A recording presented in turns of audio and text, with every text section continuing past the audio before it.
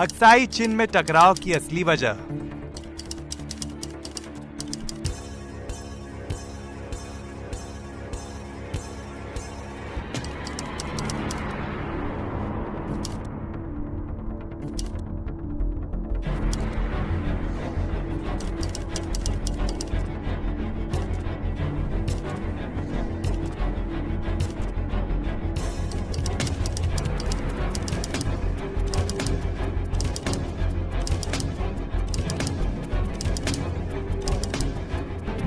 दोनों देशों के बीच तनातनी की शुरुआत।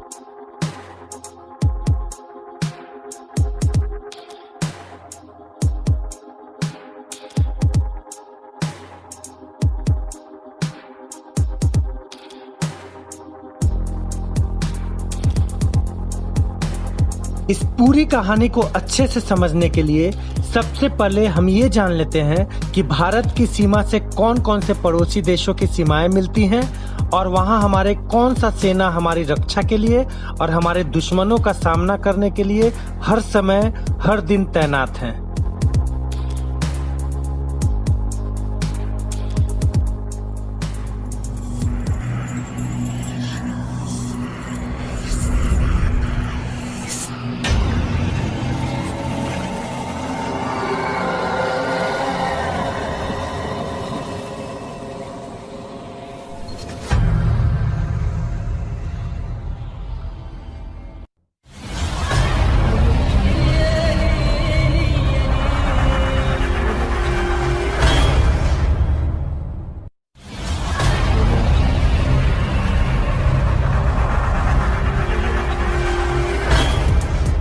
तो चलिए अब हम लोग इंडो चाइना बॉर्डर यानी कि line of actual control lag के बारे में जानते हैं।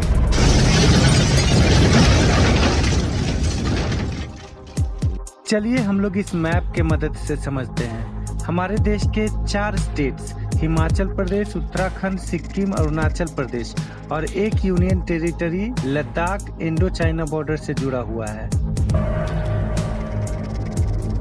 ये मैप में जो ब्लू लाइन का बॉर्डर है उसी को लैग यानी लाइन ऑफ एक्चुअल कंट्रोल कहा जाता है।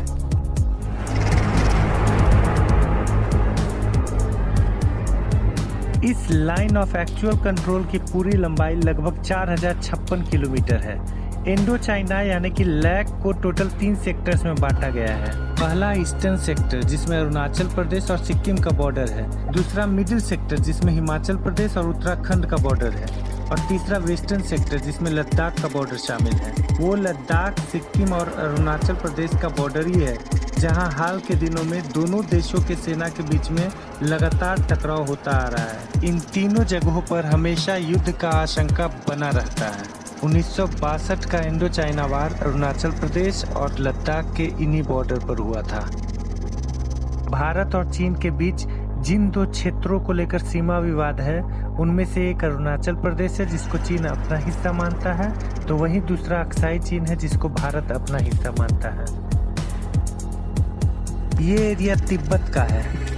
यह एक ऑटोनोमस रीजन है जिस पर चीन 1950 में आक्रमण करके इस पर पूरी तरह अपना कब्जा कर लिया है।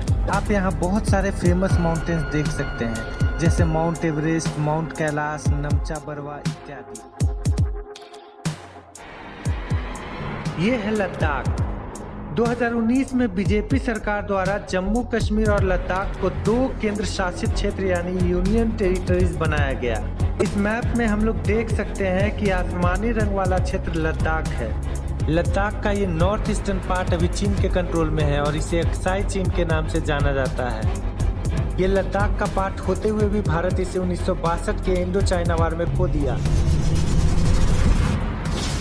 यह एक high altitude isolated cold desert है। इसके वेस्ट और साउथ वेस्टर्न साइड में काराकोरम रेंज है, जबकि इसके नॉर्थ और नॉर्थ ईस्टर्न साइड में कुनलन माउंटेन है।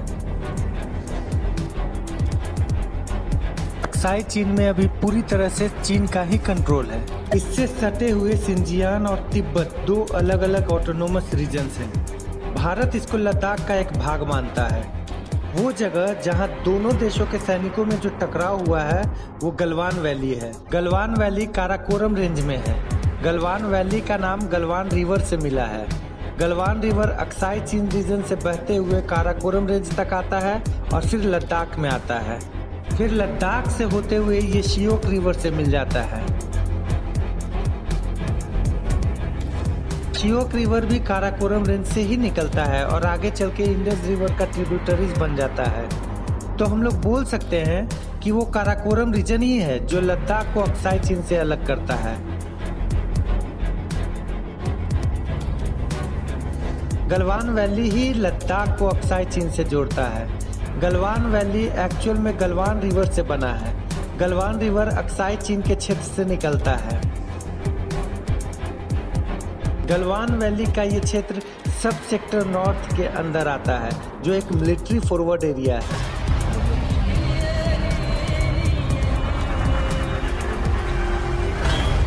सियाचिन और लेह की सुरक्षा के नज़र से भारतीय आर्मी के लिए ये क्षेत्र बहुत ही महत्व रखता है।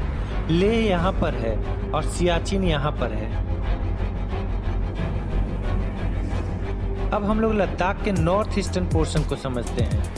ये जो आप ब्लैक बाउंड्री लाइन देख रहे हैं, यही वो एक्चुअल बॉर्डर लाइन है जो भारत क्लेम करता आ रहा है। ये काराकोरम रेंज है और ये गलवान वैली है। 1962 का इंडो चाइना वार इसी गलवान वैली में हुआ था। ये युद्ध 28 अक्टूबर से 21 नवंबर 1962 तक चला था। सितंबर 1962 के महीना में चाइनीज आर्मी जबरदस्ती यहाँ अपना अवैध कब्जा कर लिया था। 1962 का युद्ध के अंत में, मतलब कि नवंबर 1962 के महीना में, चाइनीज आर्मी भारत के और भी अंदर घुस आए और उस समय से चाइना ये क्लेम करते आ रहा है कि गलवान वैली चीन का एक भाग है।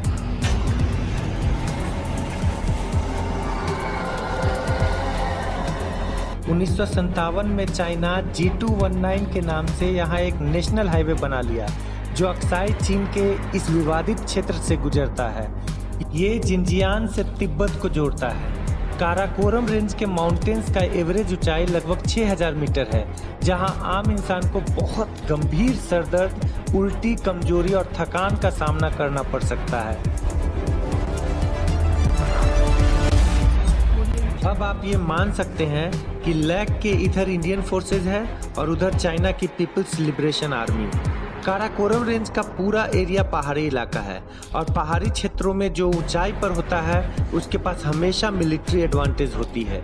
ऐसी ही एक जबरदस्त स्ट्रैटेजिक लोकेशन इंडिया के पास भी है, जिसका नाम है दौलत बेग ओल्डी।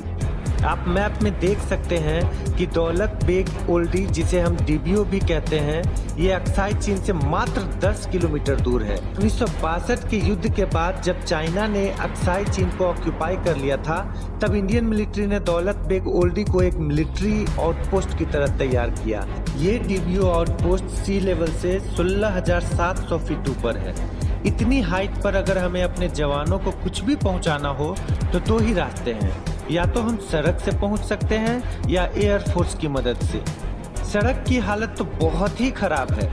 विंटर्स में जैसे तैसे इस रोड के थ्रू डीबीओ आउटपोस्ट तक पहुंचा जा सकता है, लेकिन कम से कम 2 या 3 दिन का समय लगता है और गर्मियों में तो यहाँ तक पहुँचना संभव ही नहीं है, क्योंकि यहाँ से पास होने वाली श्योक नदी, जिसे रिवर ऑफ डेथ भी कहा जाता है, सर्दियों में तो इस पर बर्फ जमी होती है, लेकिन गर्मियों में जब बर्फ पिघलती है तो बाढ़ आ जाती है, जिसकी वजह से दौलत बेग ओल्डी जमीन से पूरी तरह डिस्कनेक्ट हो जाता है, जिसके कारण रोड का तो यूज किया नहीं जा सकता।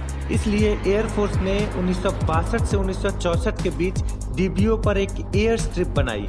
इस एयर स्ट्रिप को वर्ल्ड की हाईएस्ट एयर स्ट्रिप भी कहा जाता है, लेकिन इतने हाई एल्टीट्यूड्स पर होने के कारण एयरक्राफ्ट लैंडिंग और टेक ऑफ से रिलेटेड बहुत सारे उलझन आ जाते हैं, जिसके वजह से 1965 से 2008 के बीच यानी ऑलमोस्ट 43 इयर्स तक इस एयर स्ट्रिप को पूरी तरह डीएक्टिवेट कर दिया गया। मतलब इसका कोई यूज नहीं किया गया।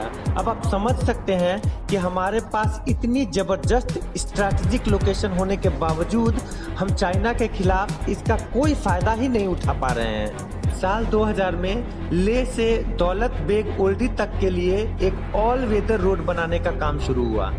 रोड को बनने में 20 साल लगे और अब 2020 में ये रोड बनकर तैयार है। आप देख सकते हैं कि ये रोड लैक के बिल्कुल पैरेलल चलती है। ये रोड ऑल वेदर रोड है, मतलब सर्दी हो गर्मी हो कभी भी कोई भी रुकावट इस रोड पर नहीं आ सकता। इस रोड की टोटल लंबाई 255 किलोमीटर है, जो डरबुक शियो गांव से शुरू होती है और दौलत बेग ओल्डी को जोड़ती है। इसलिए इस रोड को DSDBO रोड भी कहा जाता है। अब क्योंकि ले से डरबुक शियो गांव तो पहले से ही कनेक्टेड था और अब ले से दौलत बेग ओल्डी पूरी तरह कनेक्टेड है। इस रोड के बनने से दौलत बेग ओल्डी की इम्पोर्टेंस तो अब बहुत ही ज्यादा बढ़ गई है और इस बात से चाइना की टेंशन भी बढ़ी हुई है और इसलिए चाइना ने लैक के पास गलवान वैली में लैक को क्रॉस करने की कोशिश की है। अब बात यह है कि चाइना गलवान रीजन में ही ऐसा क्यों कर रहा है। इसका रीजन भी आपको DSDBO रोड में ही मिलता है। आप देख सकते हैं कि DSDBO रोड कई जगह पर श्योक रिवर से ओवरलैप कर रही है। ये वो रीजन्स हैं जहां पर श्योक रिवर के ऊपर से पुल बनाए गए हैं और ऐसे ही एक पुल का कंस्ट्रक्शन अभी रिसेंटली गलवान वैली के पास चल रहा था और इस पुल की जो लोकेशन है वो गलवान वैली के बहुत पास है। ये एक्चुअली में उस रीजन के बहुत पास है जहां पर गलवान रिवर और श्योक रिवर मिलती है। तो आप समझ सकते हैं कि चाइना एक्चुअली में इस रूट के कंस्ट्रक्शन को रोकना चाहता है। पैंगोंग लेक ले से लगभग 150 किलोमीटर दूर है। पैंगोंग लेक का 1/3 भाग भारत में है, जबकि इसका 2/3 भाग चाइना में है। ये ब्लैक लाइन लैक है जहां तक भारत अपना बॉर्डर क्लेम करता आ रहा है, जबकि चाइना अपना बॉर्डर ये रेड लाइन तक क्लेम करता आ रहा है। हम लोग यहाँ 8 फिंगर पॉइंट्स देख सकते हैं जो इंसान के उंगलियों के जैसा मिलता है, इसलिए इसे फिंगर पॉइंट के नाम से जाना जाता है। फिंगर पॉइंट 1 से 3 तक भारत में आता है, जबकि फिंगर पॉइंट 4 रेड लाइन पर है जो चाइना अपना बॉर्डर क्लेम करता है। वहीं फिंगर पॉइंट 5 से 8 तक रेड लाइन और ब्लैक लाइन के बीच में आता है। फिंगर पॉइंट 4 के पास ही हाल में भारत और चीन की सेना में हिंसक झड़प हुई थी। चीन की सेना फिंगर पॉइंट 4 से 8 के बीच बहुत सारा मिलिट्री पोस्ट तैयार कर लिया था।